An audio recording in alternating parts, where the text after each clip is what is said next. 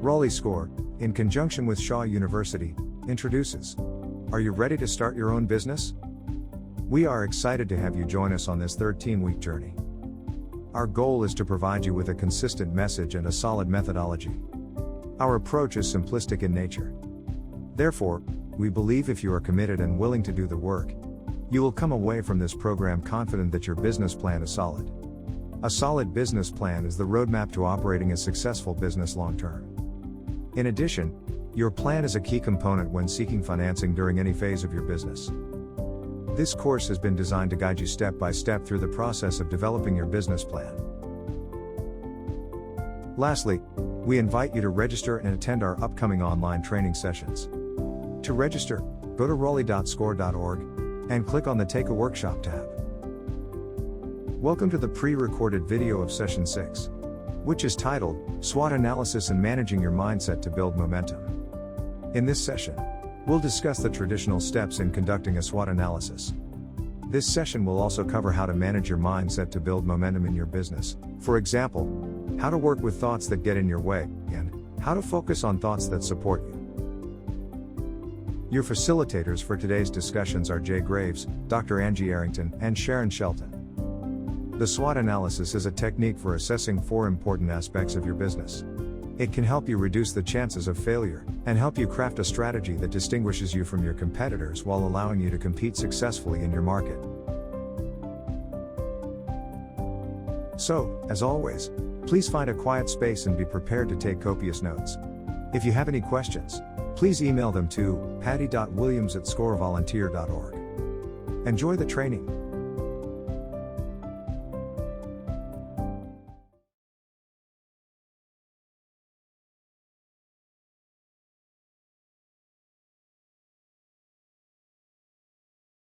Welcome everybody to, this is our sixth session.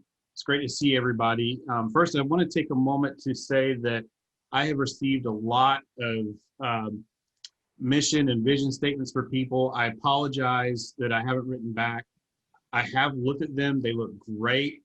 Unfortunately, I had surgery and I have 2 working fingers. I can't even lift my arm. I got 2 working fingers to try to type with here. So it might be a while, but they look great. I really appreciate what you guys have done. And I tell you, it's really been cool to see the mission and vision and the value statements that you guys have brought forward.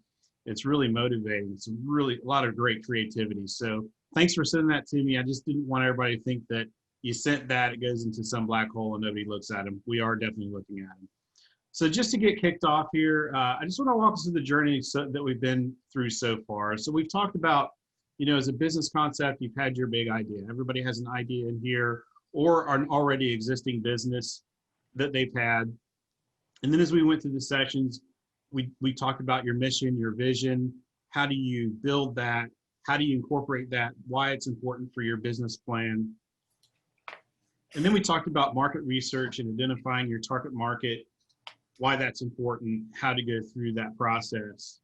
And then so for today, for our first portion, we're going to go through doing a SWOT analysis, which is a really critical piece to your business plan.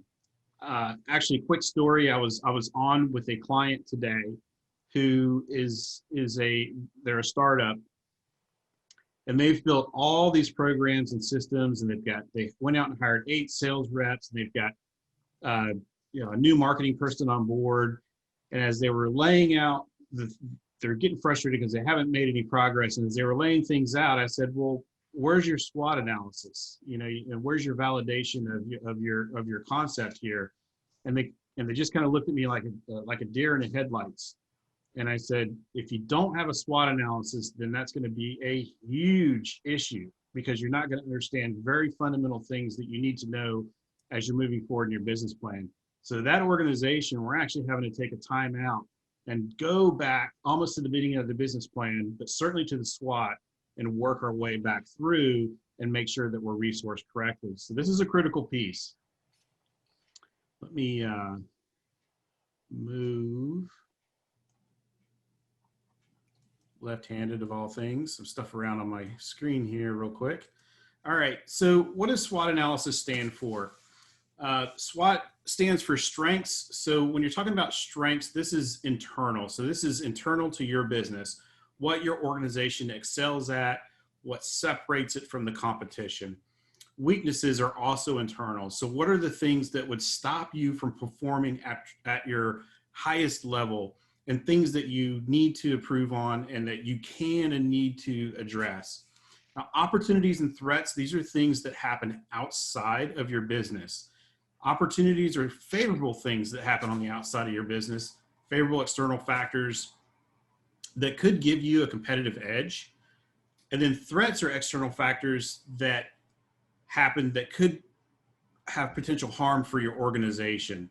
And so this is something that sometimes people get really confused with, and very seasoned people get confused with sometimes when it comes to SWOT analysis. They start thinking of weaknesses as external things. So I wanted to map this out. Your strengths, weaknesses, these are internal. Your opportunities and threats, I like to think of these as like tailwinds and headwinds. These are things that are going to happen in your environment. So you have tailwinds that are going to make your business plan and your company go faster. Those are your opportunities, but you have nothing to do with that wind. And you got headwinds, and these are things that are heading towards you that maybe you don't have control over, but could have an impact on your business. So I'm going to take us back to fail cakes. I'm on fail cakes. This is an example that I'm going to continue to build for us. So just if you recall, our mission was to ethically and sustainably unleash the power of failure to drive innovation and communication in large corporations so they increase profits and thrive. So that was our mission statement that we came up with. And then we started to come through with some key things. So Patty is an incredibly experienced baker. Currently, she's making them at home for friends, family, and gatherings, and people really like them. We said as a group, we wanted to strive for superior sustainability by sourcing organic and environmentally low impact ingredients. So we want to make sure that we're doing the right thing when it comes to the environment. What we also talked about, if you recall, when we were doing our mission and vision, is we want to provide jobs in underserved communities. So we really want to have a give back piece to our business here. So I want you to keep this in mind as we go through our SWOT. But real quick, in the chat, and let me pull my chat back up here. If people could just put in the chat, what do you think some of the strengths are based on what you're seeing right now? Just go ahead and type them in. What are some of the strengths that you think this business has? All right. Presentation. Home-based. Experience, definitely. I saw motivation to excel from someone. Mm-hmm. Proven product. Great. Okay. I saw minimum overhead. Mm-hmm. Yes, art's coming into bloom. Lots of experience. Okay. All right. So what do you think some of the weaknesses would be based on what you see right here? Resource limitations.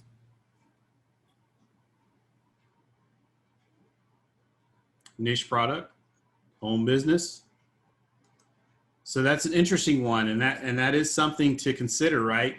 So one of the first things I thought about this was it's a home business. Makes it really nice. You wake up in the morning, you walk into your kitchen, you start baking fail cakes. Well, Patty knows, we know, you got to get certified. Your kitchen has to be certified. You got to go through all kinds of stuff. And we got to crank out, I can't remember, we went, we go through the financials, we got to crank out like 1,000 of these a week, right? So being able to scale is an issue. So, that's a good one. You guys picked up on that one. All right, good stuff. All right, so you guys are spot on. I'm going to move here. Last thing, market research was strong, and it was in favor of our concept. So we feel like, hey, you know what? We can move forward. So when we're looking at our strengths, you guys hit on them. Patty I took a stab. I don't know. I just said a decade. A decade of baking experience and a natural creativity people enjoy. You have formal training. I made that up. I don't know. My grandma taught me how to bake through baking classes. So one of the strengths that we have is just you have these expertise. You can bake the heck out of these cakes. The weaknesses, though, limited branding, right? So one of the things we talked about was only friends, family, and certain maybe small organizations, church, SCORE, a couple of organizations that maybe you work with have had the opportunity to have some of your fail cakes. So baking is done at home as well, which we hit on, which requires adherence to regulations. It's tough to scale the business. So these are things that as we're filling out our SWOT, we say, okay, we've got the expertise here. I feel really confident in my abilities, but the way I'm set up organizationally right now is an issue. It doesn't allow, nobody really knows who I am. I'm working out of my home. I need to figure out a way to scale. So then when we look at opportunities here, let's see. So, people are tired. And I think this came up in the chat, right? People are looking at things that are more artistic. We know people we were just talking about Noom just before we got on here. People are really thinking about their health, the decisions that they're making, organic. I mean, all of that stuff is in the news. It's in our face. It's in our society as a big conversation right now, right? So people are tired of those mass processed cakes. And so, we can ride that wave right now of, the desire to have organic and fresh. Our target market has also come back and said they are willing to pay a premium for this. And it's not a saturated market because really we have a unique idea here. Now, it's not one that we kind of get to this later in competition. It's not one that somebody couldn't be a fast follower in and try to follow our footsteps in, but it's something that we certainly can own and own quickly if we move right. And then external, what are some of the threats, right? Well, you do have like Gigi's Cakes and you do have some other things, right? So it's not entirely unique. Somebody would be able to take this concept, make it their own, and, try to evolve it. You always, as a small business, sometimes, you do have the threat of national brands. I don't know if anybody in here is a fan of Shark Tank, but a lot of times on I love Shark Tank. A lot of times on Shark Tank, companies that can be acquired for a really lucrative price, they're interested in that. And they say, we'll help you scale to that point. And we know that Duncan Hines is going to buy you and we're all going to walk away millionaires. But then what they also look for is situations where Duncan Hines says, we don't need that. We can just repackage things in within 48 hours. And we got fail cakes, 20,000 coming out in an hour if this concept works. So there's always that threat that you have to think about, the big competitor that's out there that might be able to replicate what you're doing. And then we're in a climate, of economic instability. So, our company's really going to be doing this right now in COVID. People aren't getting together. So, how are we going to address that? Can we address that? Or is it too big of a threat to overcome? What are we going to do with our business model? And then if you think about, we want sustainable sourcing. We've got a lot going on in the global market right now. Prices are fluctuating all over the place. So our cost of goods, which we'll get into in our financial piece, could be all over the place. So that could be a real mess for us. So based on this SWOT analysis, we would want to do some work to address this. So what do we do now? So the first thing that we're going to do is we're going to amplify our strengths if possible. More training, keep baking. We're going to look at scaling. We're going to look at potential property. And that's where we're going to be addressing our weaknesses. So this is where we would say, hey, do we want to buy, rent, use a commercial kitchen? Is there a caterer out there? I actually know several caterers right now that are really struggling when COVID first hit. Are there people that we could partner with that they're looking for a little bit of help? So this is where you'd start to want to say, let me mitigate those weaknesses. Because remember, when we're talking about SWOT, these weaknesses are things that we control. They're internal things that we control. And so this is where you can start to put, those types of plans into place. And then we need to leverage our opportunities to our advantage. So we want to amplify that all natural. Are there partners out there? Are there people out there? We can become part of that national narrative right now where, there's a lot of tailwinds behind eating better, organic, and sustainability. Let's do that. And then mitigate our threats, control what you can control. So, something like this, even though these are external threats, right? Like a market force that you can't really control would be the cost of supply and something like this. So we want to have multiple sources for ingredients then. We want to have redundant systems. We want to make sure that we have plans in place because there is going to be fluctuation. We've accepted that because we adhere to our mission, but we also want to make sure that we have adjusted as much as we possibly can. We've talked about, what about working with in underserved communities? Well, people may not have transportation. We may have, a plant downtown or a facility, somewhere across town. So, what, we're going to stick with our mission though. So we're going to look into how we can do transportation. Who can we partner with out there? So that's just an overview of SWOT. It's honestly, it is not something to overthink, but it's a process that's really good to go through, just to think about what are the different things that are within your control that can hurt and help you, and the things that are out of your control that can hurt and help you that you need to consider and then can maybe mitigate. So at this time, are there any questions?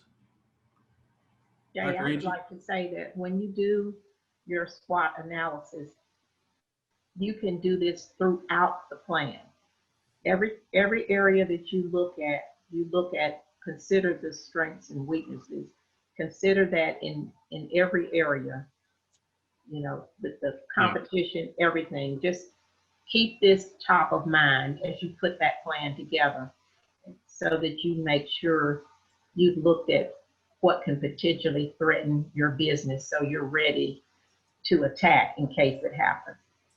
And in your resource guide, there's a couple of different examples and forms for doing a SWOT. And, I agree. I mean, this is something that you want to refresh. When I was working in, big corporate, we would do SWOT sessions, definitely annually. Or anytime we had a major shift in our business plan, we adjusted, and we always did a SWOT. So it allows for really strong planning. And let's see here. All right, so if you don't have any strength, expertise, how can I build the strength? So Catherine, I think, so the question is, if you don't have any strengths or expertise, how can you build them? So, depending on what it is that you're looking to get into, if you have a desire to get into something, but maybe you don't have that knowledge, what I'll use is a friend of mine actually that started a bagel shop. He knew nothing about restaurants. He was really good at making bagels. And he moved out to Arizona. He's from Boston, and he just was making bagels for friends.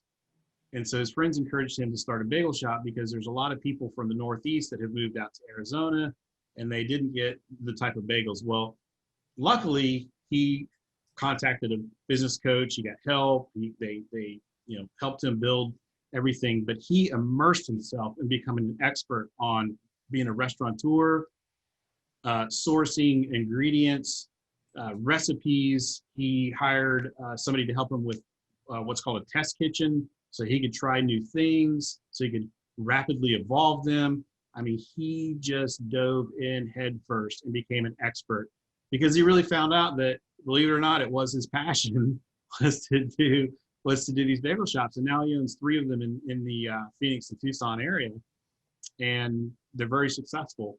So, I think that's how I would address it. And I've seen your mission and vision and the work that you've done behind, some of the stuff, Catherine. So, you have the expertise there. It's just always being a student. All of us on here, the coaches, the business owners, we have become students in our industry. I read something every day, even if it's just a blog or, McKinsey or Deloitte comes out with something. I look at it every single day, and I learn from something every single day. So that's how you become an expert and leverage your strengths. Jay, I would also like to address Catherine. Catherine is, I think, going into home care, and she has children, so she's a caregiver. So Catherine, if nothing else, you know how to be a caregiver. You know how to do that. You're caring for small kids, but it's really not all that different when it gets on the other end, because you're protecting them and taking care of them. So that's a major strength that you have.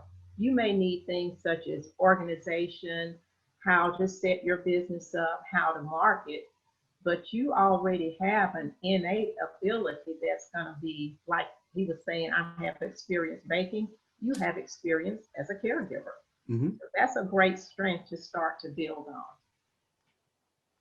So how do I know when it's a good time to move into a commercial space? So I'm sorry, this is iPad, so I don't know what business model this is or what business it is, but this is something that you're going to have to assess really in your business plan here, and really, depending on what your business is, the things you need to consider are: is it critical that you have a commercial space?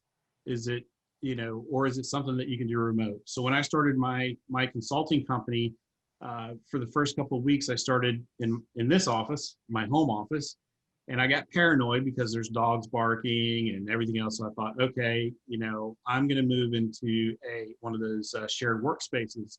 It'll be more professional and everything else. Well, what I found then with COVID is that actually people don't really care about that. And I bought a couple little things that I moved back out of that space and back into my house. So I realized that for my business, it's not critical for me to have that commercial space. But your business, it might be critical that you have brick and mortar for regulatory reasons, or if you're a storefront or whatever. So really the only way I can really kind of answer this is to say, is it mission critical for the success of your business? If that's the case, then you have to work in. Then if you're going to move in day one, you got to work that into your financials. You got to understand, you got to have money on hand to go for how long it's going to take you before you start making profit. Like, can you sustain it? Do you have the money to do that? What happens in COVID, right? I mean, think about how many people had their business that was shut down, out of their control. I mean, think about a SWOT, right? Like, that's an external force that nobody really expected. And I talked to so many people that are starting to realize that, hey, I actually don't need this space, or I can pivot my business to this point. It's actually doing well now. I don't think I'm ever going back to this. But we do have people that, they own bars, they own, they own brick and mortar that is essential to their livelihood. So really what you have to do is just understand, how essential is it to your business to make it successful? When's the right time? Do you have the money, and are you able to sustain it? When you write your section, how many points?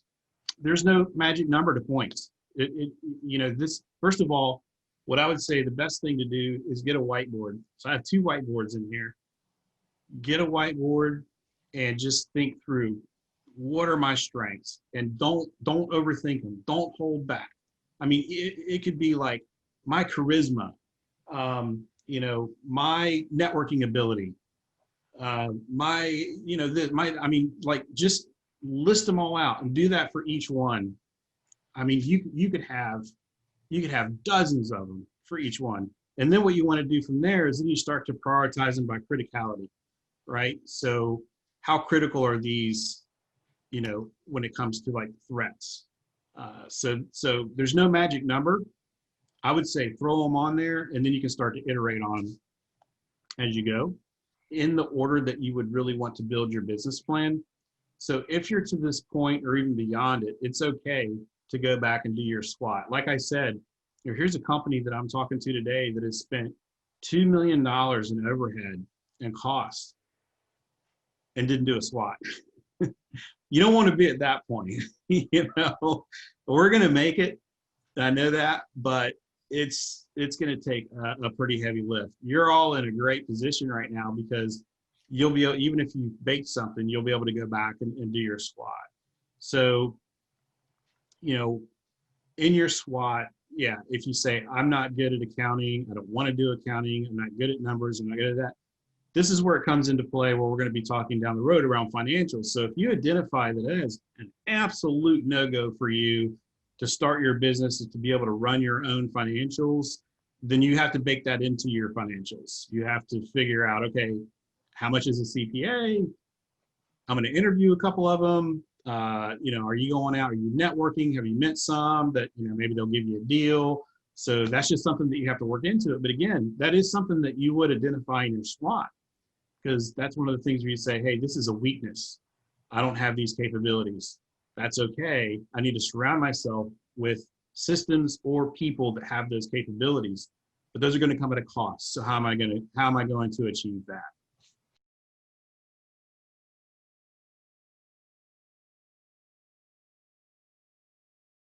Hello, everyone, and tremendous Thursday to you.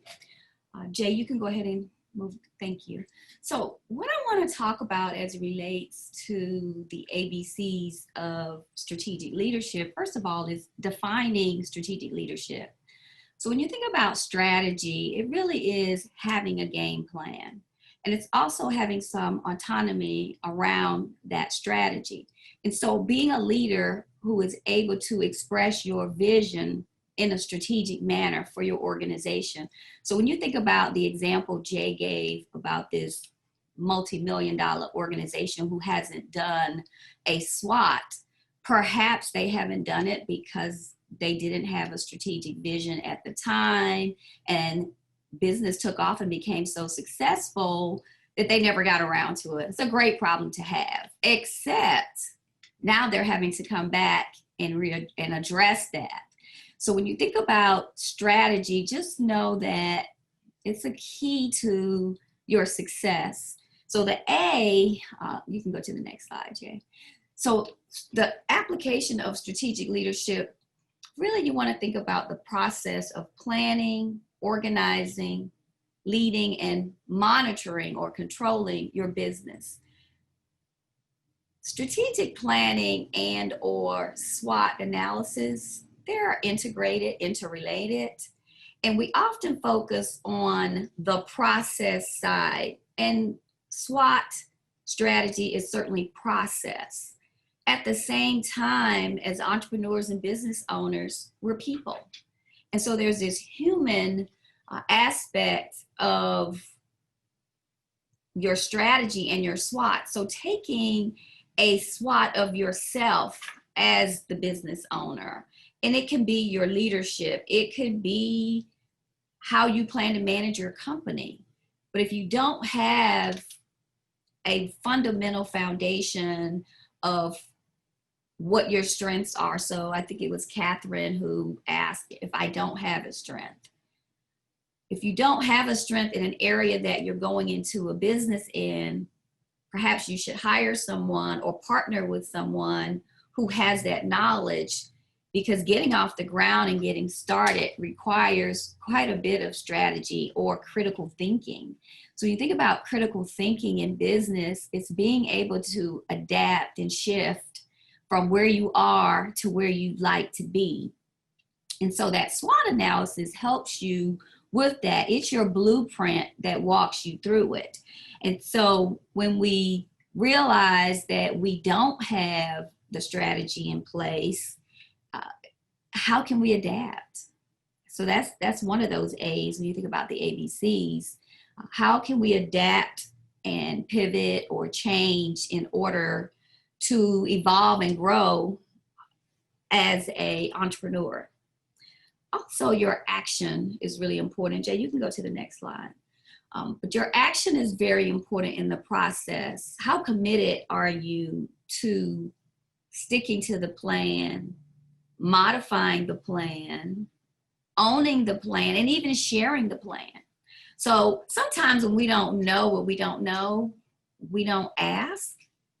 And sometimes we don't ask also because we're not confident or comfortable with what we have, and we may be discouraged. What if this isn't good? Some of you have missed a wonderful opportunity over this past 5 weeks to get feedback on your work over uncertainty. And so having an attitude of confidence, an attitude of strategy, an attitude of accountability is key to the whole strategic planning process. So the strategic planning process is integrated with the SWOT. So you can have a SWOT analysis and look at those 4 quadrants of your business or of yourself. But what is planning? So Ben Franklin says, plans are nothing. Planning is everything. But if you don't use that plan, then it just sits on the bookshelf or wherever and collect dust. So attitude and being adaptable and holding oneself accountable would be one of those A's when you think about strategic leadership and the human dynamic. Jay, you can go to the next slide, please. So the 3 ABCs are attitudes, behaviors, and communications. And we've all heard attitude determines your altitude. Well, attitude also determines how you persevere and how you work through your plan. And so, Jay, if you would click to the next slide, it's an attitude of energy. We have to wake up every day fired up and ready to go. And some of those days, Patty and I talked, I think it was last week or the week before, we were sleep deprived, and we learned that that's not a good thing, but it happens. And so an attitude of I can do this, an attitude of I have the capability, and if I don't have the capability, I can find someone. You can find someone who has the skill to do just about anything you need done. You just have to have the attitude of can do, because if you think you can, you will. And if you think you can't, then you won't. So attitude is very important to strategic leadership and planning, as well as your whole SWOT analysis, because you can also have an attitude of negativity. And in that attitude of negativity and self-doubt and those gremlins get in your mind, now you start spinning your wheels. And Jay talked about don't overthink this thing. So don't get paralysis of the analysis and get stuck. And when you get stuck, it's okay to acknowledge, hey, I'm stuck. And let me call SCORE.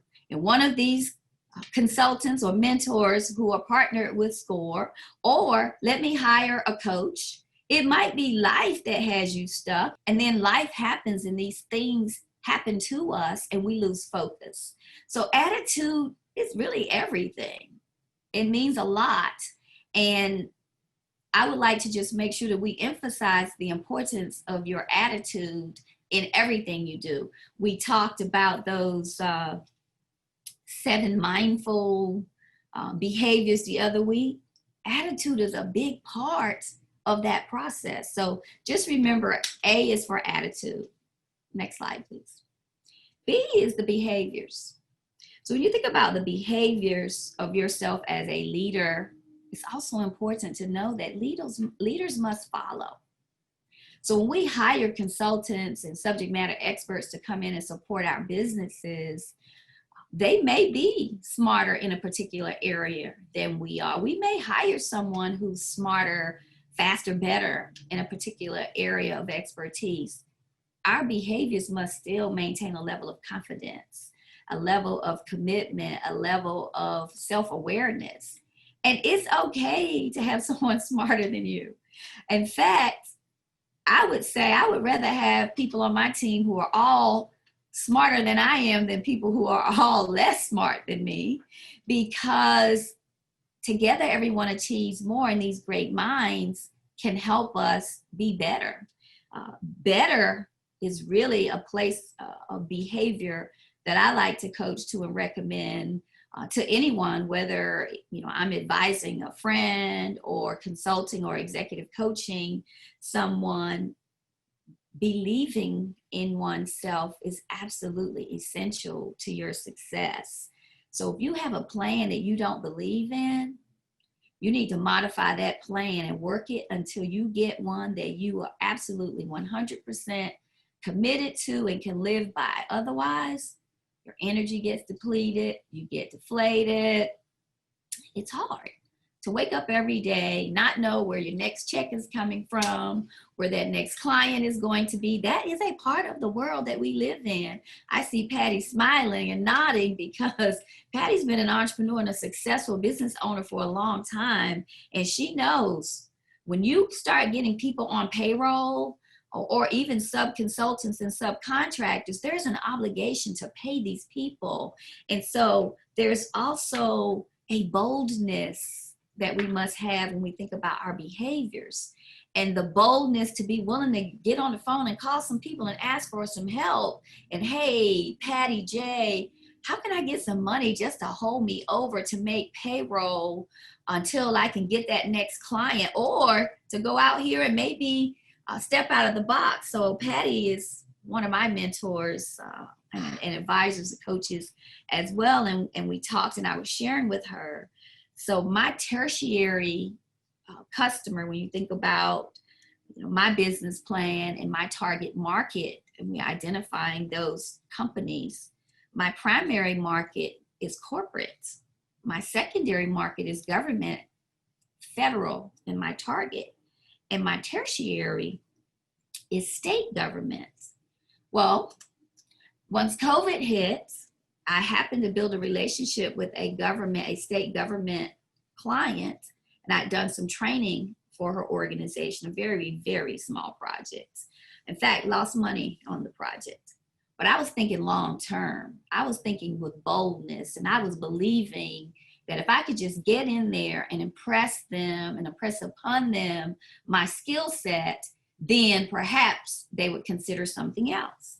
And so with that belief, I did a great job and offered not just an assessment of me and the training, but to provide recommendations and an evaluation of the work based on the feedback from their employees. In that recommendation, I recommended that they get executive coaching for all of their senior managers, and that they start to do organizational assessments to look at the organization and culture and try to define where the gaps were to improve it. Guess what? They accepted it.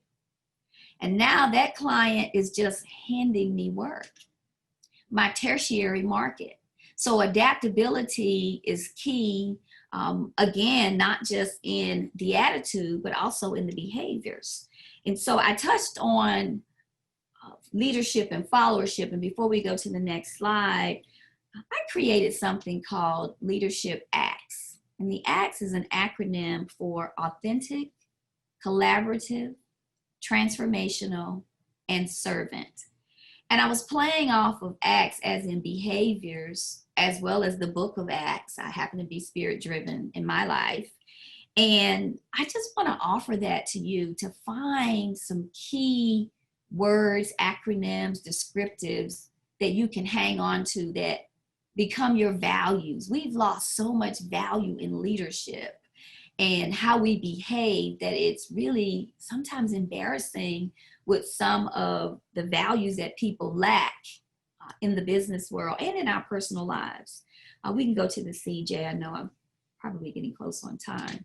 So the C, again, is communication. We all know communication is the key in every relationship, whether it's a professional relationship or a personal relationship.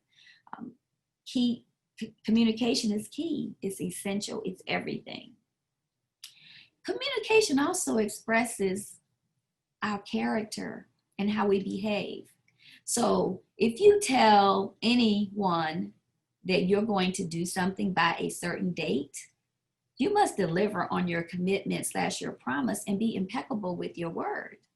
Because at the end of the day, I've lost a whole lot of money. I've sold some businesses. I've failed.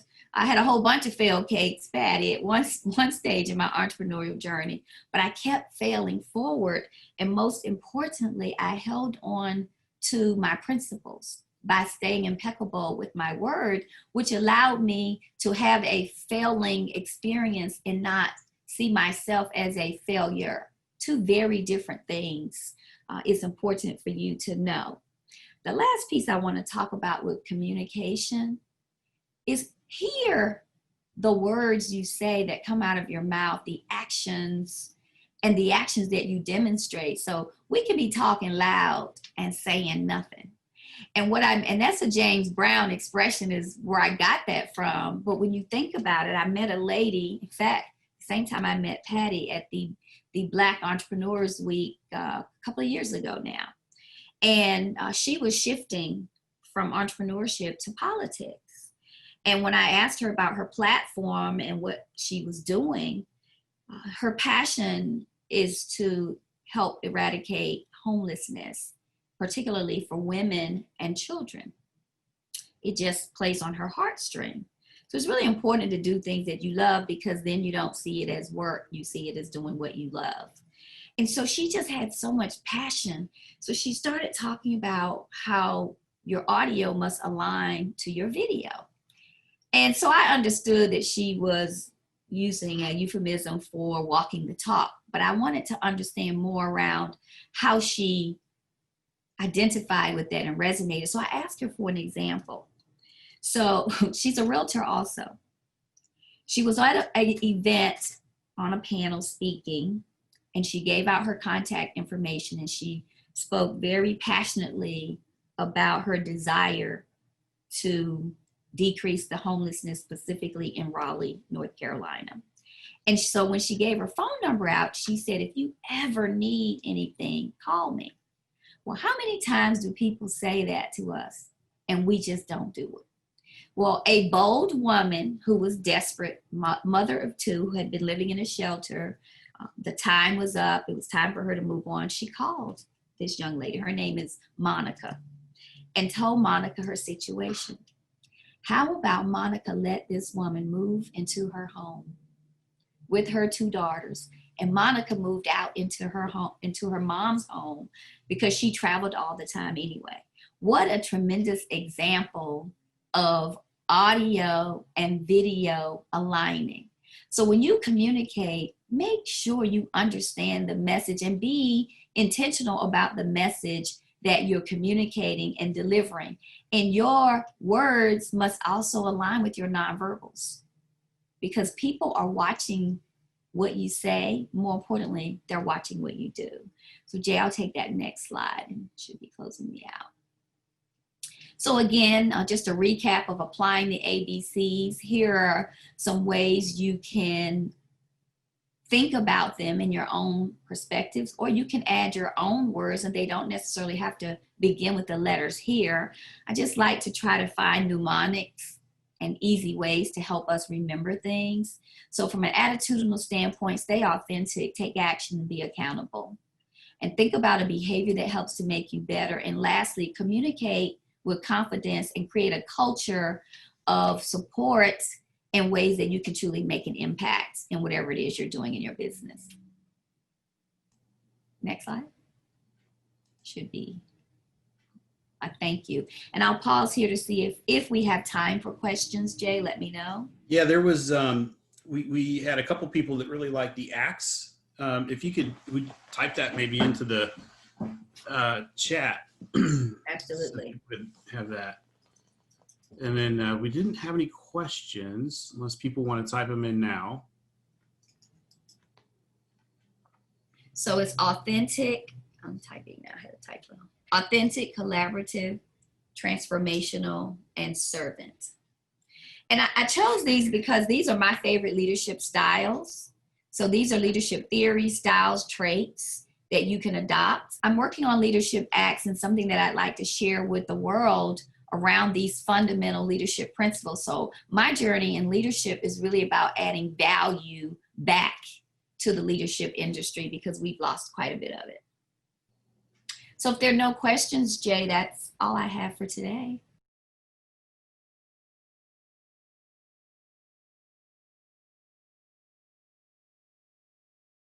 We've already talked about the importance of managing our minds. Darlene and I have been sharing some aspect of that over the past few weeks. And, you know, Jay talked about identifying strengths, and Caroline talked about, asked that question, what if I don't have any strengths? And so what that highlights is the importance of managing our mind. right? It's the foundation of manifesting all these things that we're talking about. You know, Dr. Angie talked about being strategic in your business. So did Jay. And this is really about how do we be strategic with our mind? How do we be strategic with our life, right? How do we employ critical thinking around our wellness? So I'm going to be talking a little bit more about the mindset piece, and I'm going to be repetitive on purpose.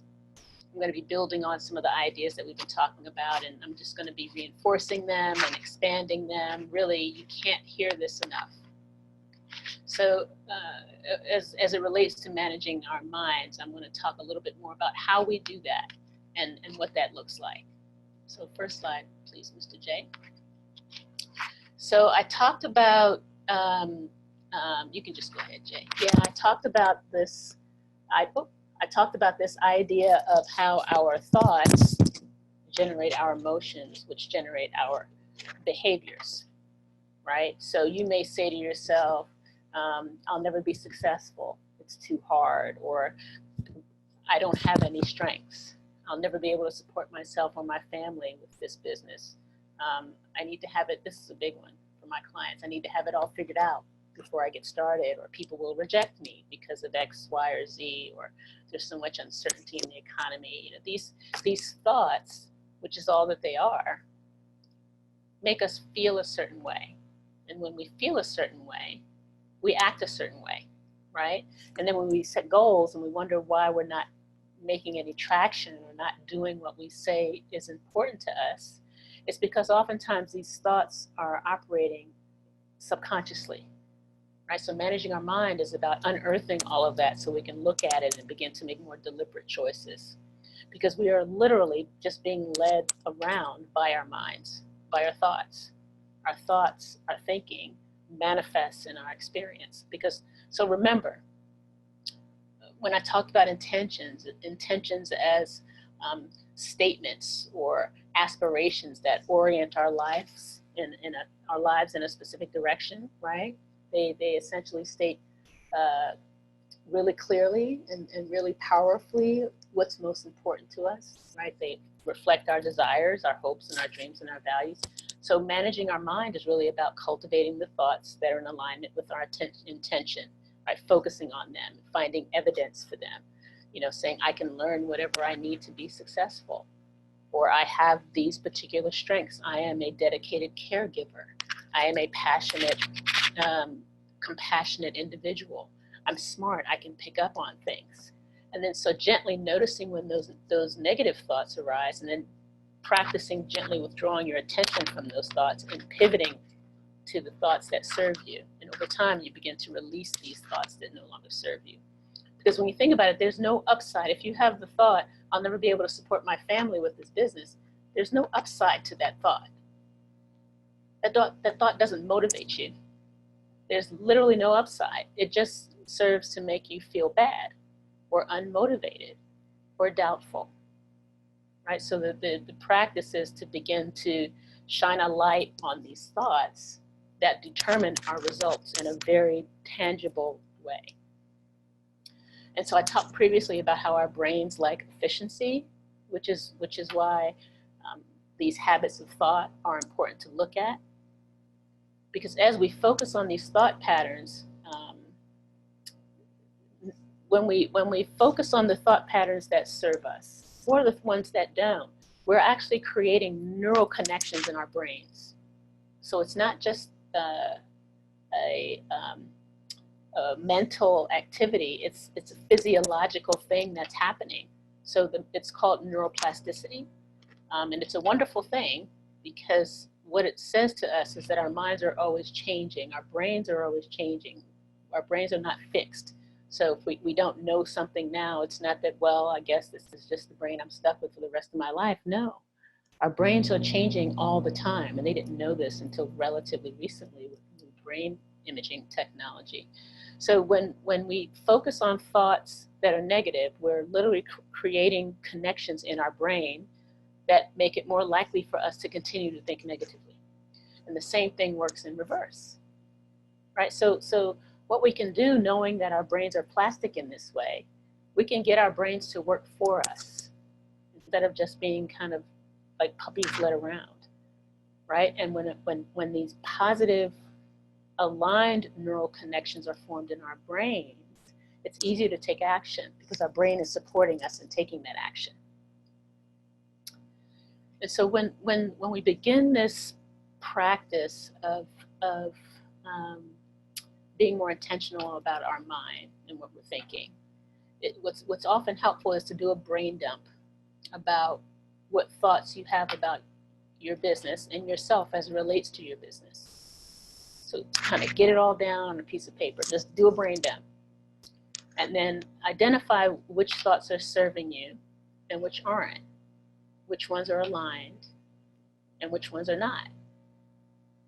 And then think about how you can pivot when those misaligned thoughts arise, when thoughts of I can't do this arise, or when thoughts are of I don't have the strengths I need to have in order to be successful, when those, or this will never work. Whatever those thoughts are, you can use that as an opportunity to practice pivoting, to practice managing your mind. And so sometimes I'll use humor a lot. You know, I'll have a thought that, I'll never get this contract or something. And so I'll say to myself, I'm like, really? I'll like break the spell almost and create some space around that thought so I can remember myself, that's just a thought. That's not reality. That's just a thought. And that thought is not serving me, right? So that can be a beautiful exercise for you to get to know your mind and for you to be able to more deliberately manage your mindset. And in those moments, you can do lots of things. You can use humor, you can take a deep breath, you can recall your intention for your business, you can watch something inspiring, listen to a podcast that uplifts you. There's all kinds of things that you can do to help you pivot from those thoughts that don't serve you. Because there's a part of you that knows you can. Otherwise, you wouldn't be in this class. There's a part of you that knows you can be successful. So the practice is to continuously bring your attention and awareness to that part of you. And noticing when the habitual thoughts that don't serve you pop up and gently redirect. So managing our minds in this way, we can really bring more awareness to this mental conversation so that we can begin to undo patterns of thinking that get in our way. And this works the same way in relationships too. It's a very interesting process to engage in. So again, managing our mind is really about getting our mind to work for us instead of getting our minds to work against us.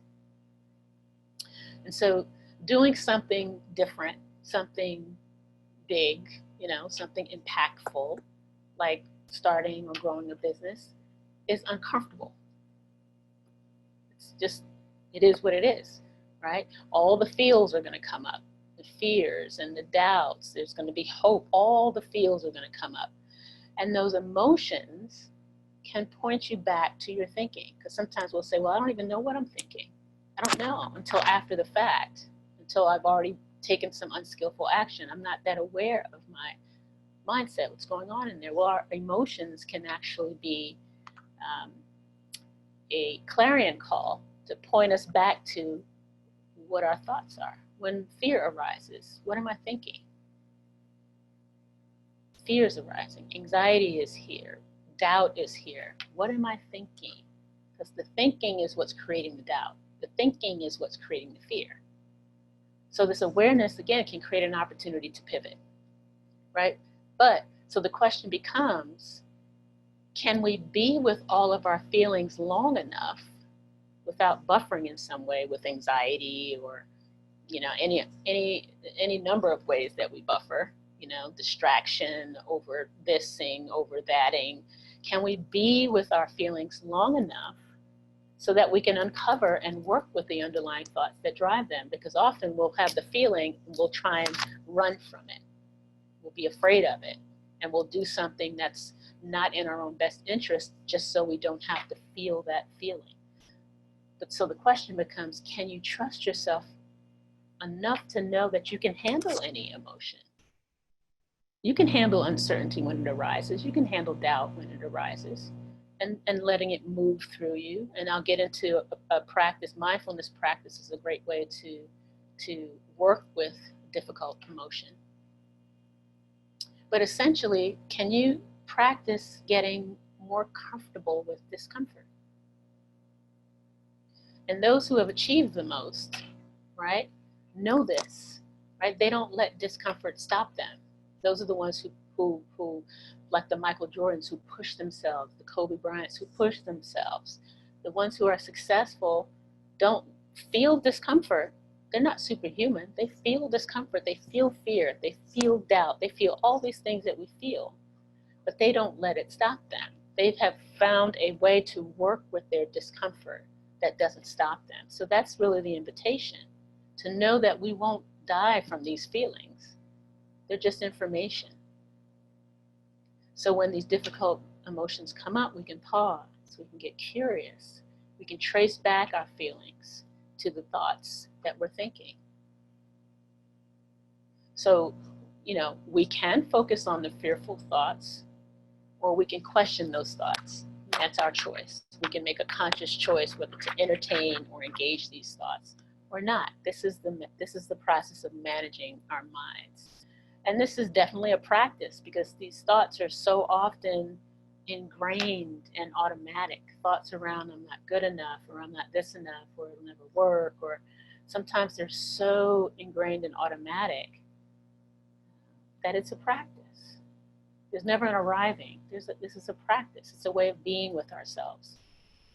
And so when we meet these uncomfortable feelings in this more skillful way, right, we can allow the feelings to be there, and we can get to work.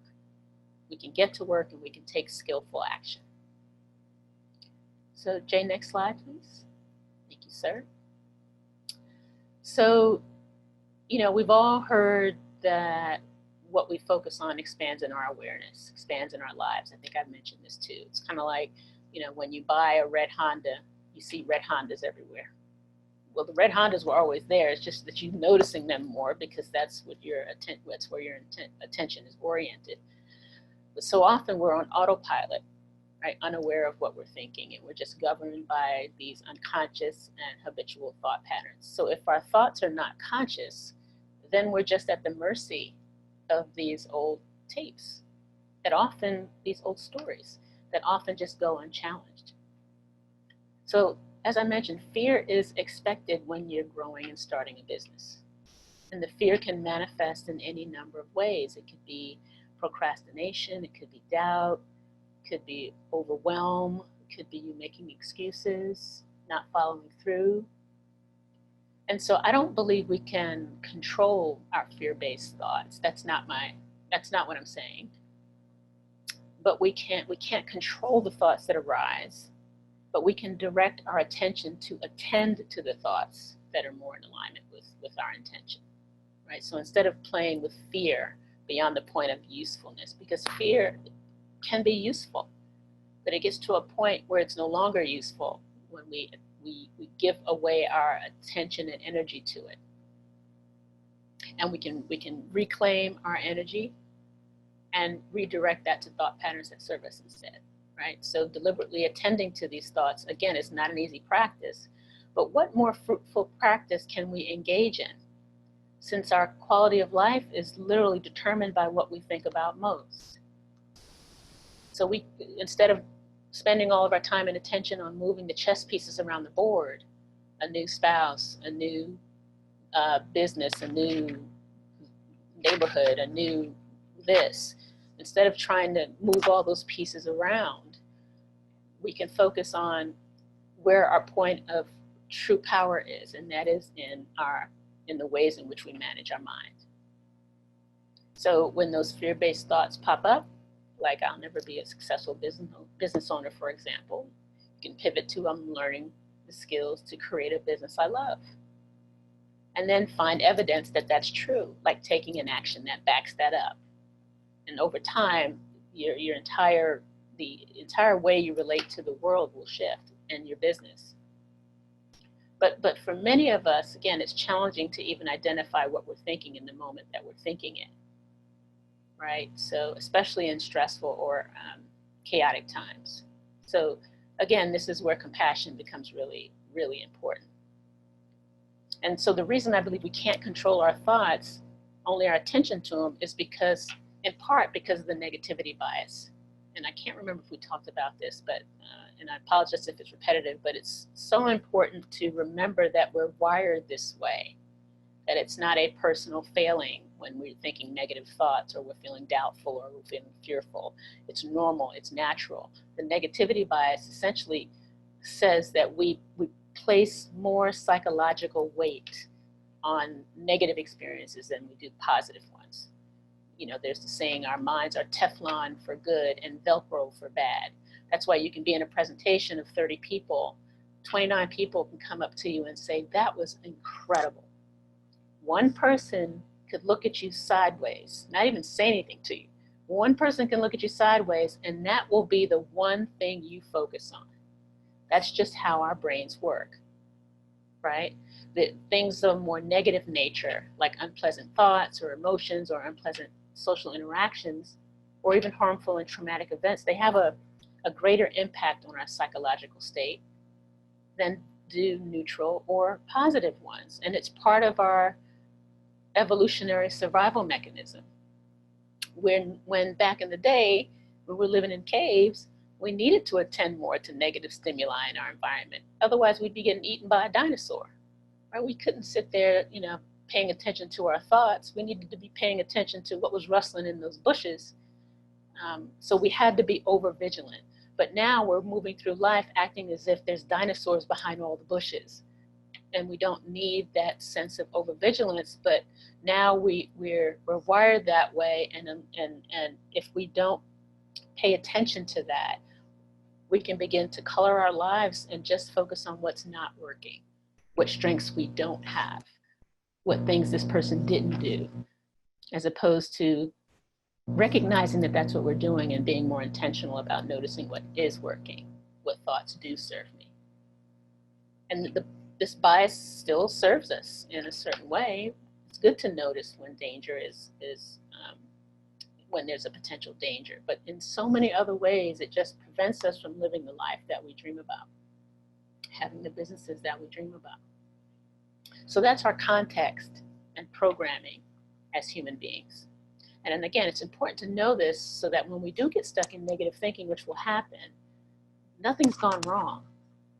It's an adaptive aspect of our evolution that served us and still does to a certain degree. So we can be super compassionate with ourselves first, instead of being judgmental about how we're managing our minds. So to give you a sense of what I'm talking about, here are just some examples of a mindset that's not well managed, right? Focusing on what you don't have and all the things that could go wrong, reaching for the goals of other people instead of your own, feeling stuck and not knowing what to do or which next step to take, kind of indulging in confusion, avoiding challenges, giving up easily and seeing any effort in life as useless, caving to doubt, being obsessed with other people's lives on social media or otherwise, labeling yourself or others with negative labels like I'm not good with computers, as if that's a truth, fighting things you can't change. These are all examples of a mindset, a mind that's not well managed.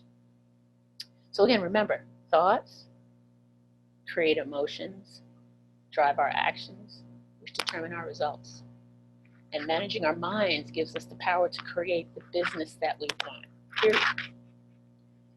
And managing our minds is all about developing a familiarity with our inner dialogue so that we can focus on thoughts in alignment with our intention, pivot from misaligned thoughts when we need to, so that we can produce the results we ultimately want in our business and our lives. And, you know, I wrote, don't wait to not feel fear to act. Instead, we can change how we relate to the fear. The fear is going to happen. The fear is natural and normal and expected. But how we relate to the fear is going to determine whether we stay stuck, make excuses, procrastinate, or whether we lean into the fear, lean into the discomfort, trusting ourselves and continuing to take action that's going to continue to provide evidence that we can do this. So Jay, next slide. So here are just really quickly 7 tips that I thought might help us manage our minds. The first one is to start easy and build momentum. Often when we start businesses, we want to change the world, and we have these huge, big, massive goals. And sometimes that can feel like we're pushing a heavy object, going from standstill, right? But pushing a heavy object from standstill is usually the hardest part. Once we get it going, we begin to build some momentum, and it gets a little easier. So start with small tasks that don't necessarily trigger our fight, flight, freeze, that aren't so intimidating. Start with those small tasks. Instead of trying to take on something huge without kind of a warm-up. You know, like when I'm working out with my trainer, we warm up first before I go into the heavy-duty stuff. And that's so I build some momentum so that it doesn't shock my system. Right? So start small before trying to tackle the bigger tasks. And the confidence you'll get from knocking out these initial tasks will help you to accomplish the bigger tasks later on. So identify what those tasks are and start small and be consistent. Next slide, Jay.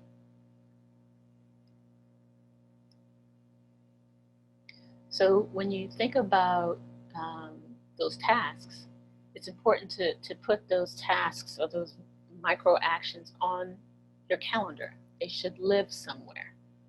And then commit to creating non-negotiable, realistic space and time to get them done. And oftentimes we say we're going to do things, but these action items don't live anywhere. And so oftentimes they don't get done until the end of the week, and they're like, what happened? I had planned to do X, Y, and Z, and I didn't. Well, because it didn't get written down. And what's been helpful, and I've been suggesting this to clients as well, is to plan your day the day before, because at a time when you're not really particularly stressed out, because in that moment when you're more relaxed, you can access your prefrontal, your more wiser part of your brain, and make more wiser decisions. So plan your day out from this brain, because what happens is when you get to the next day and you're in your day, oftentimes we're moving from our more primitive brain. And so that brain may want to tell us to just go Netflix and chill, or may tell us that, you know, I just need to get out of this feeling. But if we've made this plan from this space and commit to it, and that's what I call it a daily protocol, and practice committing to that. I said I was going to make 10 sales calls today, whatever that is, or tomorrow, and then you do it. What that does also is it helps you to build trust in yourself as well. Because sometimes we don't often do the things we say we're going to do because we don't trust ourselves. You say, well, I said it, I was going to do it last week and I didn't, so not that big a deal. Sure, I'll say it. But it's not just for the sake of being rigid. It's actually helping you build the muscle of trust in your own ability to keep your word to yourself. So it's helpful to begin making plans for the next day in a space where you're as relaxed as possible so you can access the wiser part of your brain. Next slide, Jay. Next, 3 is declutter your mind. So we need to kind of see what's going on up there. Right, so before we kind of clean it up, we need to see what's actually going on up there. And I mentioned before to kind of do this brain dump. Right, what thoughts do we have around our intentions for our business? You know, the thoughts that are creating these emotions that we feel, that are driving these actions that we're taking or not taking. You know, what stories are we telling ourselves about who we are, about our capability, about the world we live in? You know, whether we live in an abundant world or whether we live in a world full of scarcity. And then look at it and say what thoughts, again, and stories are serving me and which ones are not. And it's a very helpful process, just like we clean our kitchen and our refrigerator. It's a very helpful process to find some way of clearing things out, whether it's a brain dump every evening or if it's a brain dump every Sunday afternoon, or some way, a practice of journaling, or some way of helping you refocus by decluttering all the thought matter that's in your head. So declutter your mind. One other thing I wanted to mention around declutter your mind, it's helpful to close any open switches is what I call them. So there may be things that have been hanging out there, a phone call you need to make, an email you need to send, a loose light bulb, something that saps a little bit of your energy and attention because you're thinking about it. I know I need to make that call. I know I need to make that call. Identify what those things are. They're energy saps. Identify what those things are and knock them out so that you can reclaim some of that energy that's just being dispersed in these really tiny ways.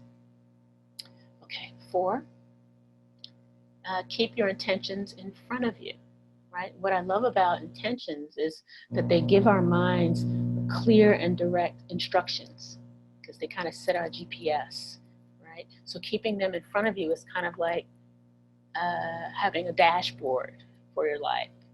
You can think of your different areas of your life. It can be kind of a dashboard. This is where I'm heading. How am I doing? It helps us to keep our minds focused in a constant stream of distraction. And so, I love whiteboards. I have 5 whiteboards because I keep my intentions and my soul desires and my goals in front of me at all times. I have sticky notes. I use it as part of my morning routine. What am I focusing on today? What is my intention for the day? And sometimes my intention for the day as it relates to my business is just to be curious, just to keep my heart open, just to keep my commitment to myself. So keep your intentions in front of you, front and center. And 5 is kind of like what I talked about. Befriend your emotions. Befriend your emotions. Instead of buffering with procrastination or overeating so that you can gain insight into your mindset. And again, this is a practice. We can practice seeing our emotions as just information, knowing nothing has gone wrong. There's just a trigger to pay attention. I'm feeling doubtful. No need to panic. What am I thinking? Is that thinking serving me? How can I pivot? What do I need right now? Okay, 6. Deliberately savor positive mind states. Remember I talked about the negativity bias. Negativity bias will have us thinking all kinds of crazy stuff. So we can make it a deliberate practice to savor positive mind states because, again, remember with neuroplasticity, the more we think about positive things, this is why gratitude practice is scientifically proven to improve our mind state because we are actually creating neural connections that support our well-being. Because often what happens is we'll think about something positive and then like a closed deal, and then instead of savoring that accomplishment, we're off to the next thought around, well, I need to do this next, or I need to do that next, instead of sitting with it and saying, wow, look what I'm actually on this call. I'm in this class about building my business. That's amazing. Instead of thinking about what our minds want to do is what's not right. I should have done this last year. What is going, it's really a deliberate practice and savoring these positive mind states, gratitude being one of them that I love in particular, is really, really important because it makes connections in our brains that support us. So stay with those feelings when good things happen. Savor those positive mind states. And then 7 is, and I think Dr. Angie may have touched on this, but make inspiration a practice. We think we've started these businesses and we're inspired because they're aligned with what's most important to us and we're going to love it. And so we think, well, of course, I should be motivated and inspired all the time. Nope. Inspiration is a practice, just like anything else. It's a practice because we're human. So me, for example, I watch videos all the time about creating courses, about coaching skills, all the time, just to stay inspired about my work in the world. So really, I would invite you to take some time each day, maybe it's 15 minutes, to expose yourself to something that really inspires you. It could be a blog, like Jay talked about. It could be a blog of somebody you admire. There's some good content out there on the web. or you can watch a motivational video or a TED Talk. There's some really good podcasts out there that are amazing, that help you to stay inspired. I found that it's a much better way to spend my time than listening to negativity. That doesn't do anything for me. That can often just be a habitual reaction to managing stress.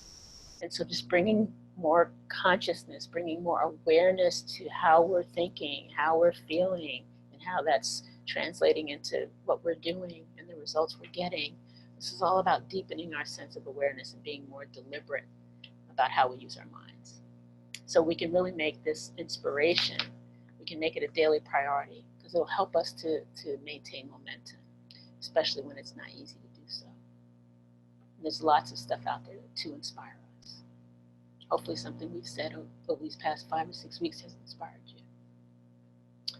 So I have an exercise. Jay, next slide, please. And you can just show all of the handles if you like. So my invitation is to write down all the fears that you have about building or growing your business. This is just about fleshing those bad boys out. And I'd also invite you to write down your strengths, both personal and professional. And sometimes it's hard for us to see our own strengths. So ask somebody who knows you well. And that might be helpful. And then write about what were points 5 and 6. Hold on, I can go back. If Jake, you want to go back? Yeah, sure. Did you want to go through this and then? Yeah, that's a good idea. Yeah, why don't we go through this and then we'll recap questions and I'll go back and go through those points for you. Okay, beautiful, perfect. Okay, so once you've written down your strengths, then write about how can your strengths help you manage these fears. How can your strengths help you manage these fears? And then where are you not as strong and need support to help navigate these fears? When doubt comes up, what kind of additional support might you need? Because it's too difficult for you to pivot. Is it a coach? Is it a mentor? Is it a SCORE mentor? Is it a group, a meetup group? So many of them are virtual now. Is it some other kind of community? What support do you need in those areas where you don't feel particularly strong to help you navigate your fears, help you manage your mind? And then what mantra is just a word you might say to yourself that can help you pivot. What mantra can you use to help you make space for useful discomfort when it arises without getting stuck? So when that discomfort of growth, when we're growing, growth is inevitably uncomfortable. So when we're in that discomfort, what can we say to ourselves that can remind us that this is exactly what's supposed to be happening? Whatever that is. Or a visual. I have intention bracelets that remind me whenever I look at it of what I'm truly desiring.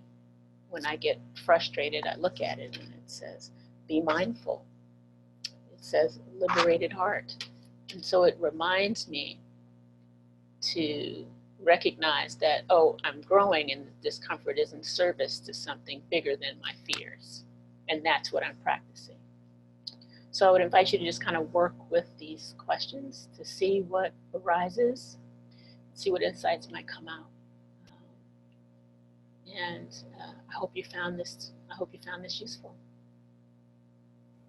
And so Jay, maybe we can questions now. Hold on, let me look in the chat. There's a lot of great comments in here, a lot of reinforcement of what you were talking about. And I do want to point out what Omar said. That's spot on, right? And there is a lot of intention behind and preparation that we put behind the agenda for this 13 weeks and matching the business and then the mindfulness and wellness piece, right? And I think you hit on it right there. The business, is an entity, it's part you. And so when you're looking at it from a business perspective, academically, this is your SWOT analysis for your business. But then when you talk about and you look at what Sharon and what Dr. Angie talked about, this is the leader in you, the person in you, your personal SWOT. we kind of going back to the comment earlier around, what if I don't have strengths? Everybody has strengths. You just have to take the time to think about it. What are those strengths? And Sharon, I love what you're talking about, getting people that trust you or that you trust, that know you. Like, this was something for me personally that was really hard, because I actually take feedback. Feedback's a gift, but I take feedback so incredibly personal that it's hard. And so I really hesitated personally to ask people, what are my strengths? But then also, what are the things that you think are going to trip me up as I go down this journey as a business leader? And people were like, oh man, you could not be doing your financials. And Right. I just ran a P&L for a $4 billion business. What are you talking about? And they were like, yeah, they also had 30 people in that department that were Right. Yeah. you're here to be the everything, right? Right. But that was a great insight, because it was true. And that personal SWOT coming through was saying like, yeah, I can do this, but man, that is going to really drain my batteries. Yeah. What are my strengths? And, let me talk to my wife, my daughter, my mom, my friends who know me, to give me that insight. So, I just wanted to point out, I think Omar hit it really well in that, it's your personal SWOT, your business SWOT. Yeah. And a tool that I've used with my clients is to ask a family member what, because sometimes when you say, what are your strengths? Sometimes they're like, oh, I don't know. So, but if you say, what animal do I remind you of? And for some reason, that playfulness of that, they may say owl, and you can say, why? Well, you always seem so wise, and you always seem so aware of the big picture. And so that's a way of approaching getting that information in a more playful, less kind of in your face way. Yeah. Yeah. And, this, what Linda just said, I think that is key here, right? I mean, it's involves self-knowledge. I mean, Dr. Angie hit it. I mean, Dr. Angie and I, we live in that leadership domain. And one of those things that you have to think about is know yourself. Yeah. Before you can be, a strong leader, you got to know yourself, and you got to come to grips with it. You got to know what those strengths are. You got to be introspective. And throughout the journey of your leadership career, that's something that people don't think about. And same thing as a business owner, I think that's being self-reflective and taking that time, is so critical. And I hope that's something that, people are getting from this wellness and mindfulness piece, is that, being a business owner, an entrepreneur, whatever, it can be taxing, and there are going to be challenges, and there are going to be those days where you wake up and you are just smacked in the face. But you have these tips and tricks here that you can think about, right? What is that thing? You talked about it. What's your mantra, right? Yeah. I don't know. I can't remember. What was it? Nemo. I just, for whatever reason, just keep swimming. Popped in yeah. Oh, yeah. Yeah. Because for whatever reason, that is what, maybe it's my mind space right now, right? Was like, all right, I'm going through, like, I got a lot going on right now. Just keep swimming. And it doesn't have to make sense to anyone else. Right. It just has to kind of break the spell of the negativity. That's all it has to do. You can be singing that while taking your notes right. on the bathroom wall. Right. But thinking of your next breakthrough, or how to get over that challenge, or whatever, and that creativity, right? So. And I can't emphasize enough that we all have more strengths than we think we do. Mm-hmm. We do. I guarantee it. But and we're not supposed to have all the strengths. We're not supposed to be strong in everything, and we can use that as a way of beating up on ourselves. But I remember, I don't know if it was a story, I can't remember where I heard it from, but somebody said, if you try and teach a fish how to climb a ladder, it'll think it's an idiot its whole life. Right. Right? But a fish is not supposed to know how to climb a ladder, right? So a fish just needs to be good at swimming. Right. But we do that. I should be good at finances. I should be good at networking. I should be good at marketing. I should be good at fulfillment. I should be good at all these things. Well, no, you're not supposed to be good at all those things, right? But it's important to, like you said, Jay, know yourself well enough to see, how can I capitalize and leverage my strengths, and how can I get support for those areas I'm not as strong in, and how can I manage my mind around all of that? Yeah. So Sharon, I taught a effective communication class yesterday, and one of the things that the participants found most intriguing is, I think it was Jay who said it, it may have been you, but do something 99 times correct. And one time, Oh, yeah. there's an error. We focus on the one error more than others. Others do too. Yeah. Particularly when you're thinking about customer service. But when you're thinking about ourselves, we are so hard on ourselves. So an awareness piece in doing the research and preparing that presentation is our minds are wired. We are physiologically wired and mentally wired to use that survival instinct that you spoke about when we're criticized. Yeah. And so, to your point, that criticism, and it could be something positive, it could be an improvement opportunity. And instead of us hearing that, so I used to train all the time. That was my job. I was so bad. As soon as all the participants left the room, I gathered all the evaluation forms and went through them. And I wasn't looking for a great job, whatever. I was looking at what we did wrong. Right. And now I know it's a mindset. So when you know that, when we know better, we can do and be better. So when thinking about that from a criticism standpoint, pause the next time you get feedback or you give yourself feedback and question them. Am I being too hard on myself? What good thing did I do that came out of this? Yeah, absolutely, Dr. Angie. Thank you. Absolutely. Someone asked about a website. Oh, here it is. Could you share some of your favorite sites for podcasts, videos that inspire you, particularly around neuroplasticity, thoughts impacting emotions and behaviors? This is from Kate Queen. Yeah, I'd be happy to. I'm thinking about what might be the best way to do that, Patty. Maybe just to create an email that can be forwarded to the group, or should I put some stuff right in here right now as I think about it, or what do you think? Add to the resources, put it here right now would be great, but you can Okay. also send it to me and we can get it to them. But Yeah, and Okay. then it can also be added to the resource. add it to the resources. Yeah, I'll do that. Yeah, but for in terms of the neuroplasticity and some of the savoring the positive emotion and the science behind that, this is just not an idea somebody came up with. There's science behind that. I took a course with Dr. Rick Hansen, and he's kind of a pioneer in this space around neuroplasticity.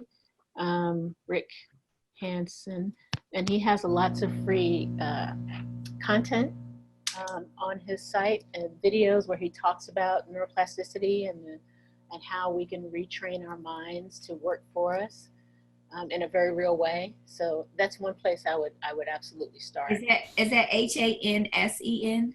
I think it's H. I think she's put it on. Put it in the chat. Oh, Yeah. it's in there. Okay. Yes. I want to just make sure it's Rick Hansen. It's H. Yeah, it's make sure it's HANSEN. Oh, I see No, it. it's actually ON. It's actually ON. So I'm not sure if I put the right one in there. You did. Okay, good. I hadn't seen your post. Okay, good. And another podcast that I really enjoy is called 10% Happier. Hold on. 10% Happier. And that has lots of talks and some guided meditations and some science around how we work with our minds as well and our hearts too. So yeah, I prefer listening to that as opposed to the news. Right. So next week we have a business formation. I believe Bill is the session. I'm trying to pull it up now. So October 14th, business formation is the small group breakout roundtable session. So like I said, I would definitely encourage people to attend those, particularly if you want to get, one-on-one help and have those discussions. It's just really good information. Patty, before we close, is there anything that you would like to comment on or add? Well, I'm glad you mentioned the session for Wednesday night, and we'd like for you all to come if you can. We have Dr. Wood and Professor Omar on the line tonight, and I'd like to know if they'd like to make any comments. Oh, I like to say I'm glad I'm here again. I see Professor Omar there, and I appreciate all that you all have done. And probably as we, even in our business programs, start to go into another phase of our development, we will be using some of the materials that we got tonight. We know about SWOT analysis, but it's always nice to get the refresher, to see it presented a different way, and to have additional resources. So I appreciate all that you've done. And I encourage each person on the call tonight to come back next week, because we will be here. Thank you. I'll just say briefly that, again, I really appreciate the underestimated aspect of being an entrepreneur, which is the mental portion, which is very much needed. And so I think what you guys are doing is great, and the people that are participating, this is invaluable stuff. Being an MBA student and now an instructor and an entrepreneur myself, a lot of this stuff people won't tell you about, and these are the things that are really going to push you over the edge and help you make it through tougher times. So I really think this is great information here. This is high level stuff that a lot of people pay hundreds of thousands of dollars for. So again, thank you, and I look forward to seeing everybody next week as well. Thank you. So we want to be sure that everyone put their information in the chat, and we encourage you all to communicate with each other and network with each other. If you see someone on the line that you'd like to get to know, send them a message, or we really want you to start to do that, because we've developed quite a family here. We hope we'll go even beyond what we're doing in this course. So feel free to reach out to others on the line. Make sure you put your information in. Is there anything else, anyone? This has been a great session tonight. I learned a lot.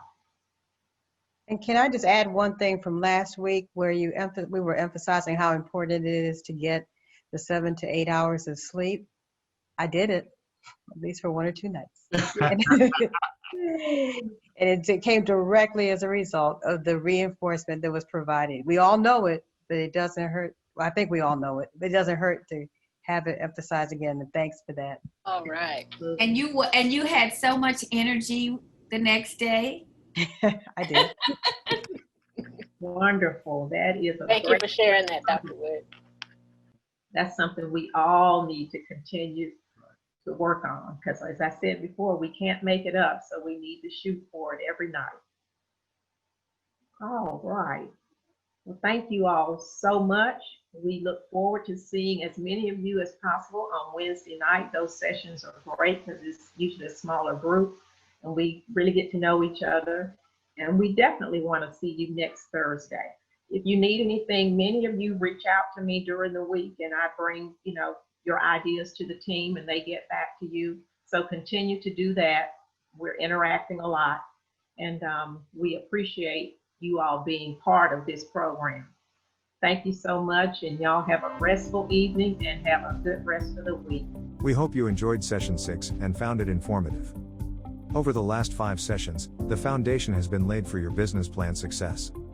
As we move into session 7, expectations are that you continue to be laser focused on the content in your business plan. Also, do not pass on the opportunity to review the program's resource guide, which is listed on the Raleigh SCORE website. Here is the URL.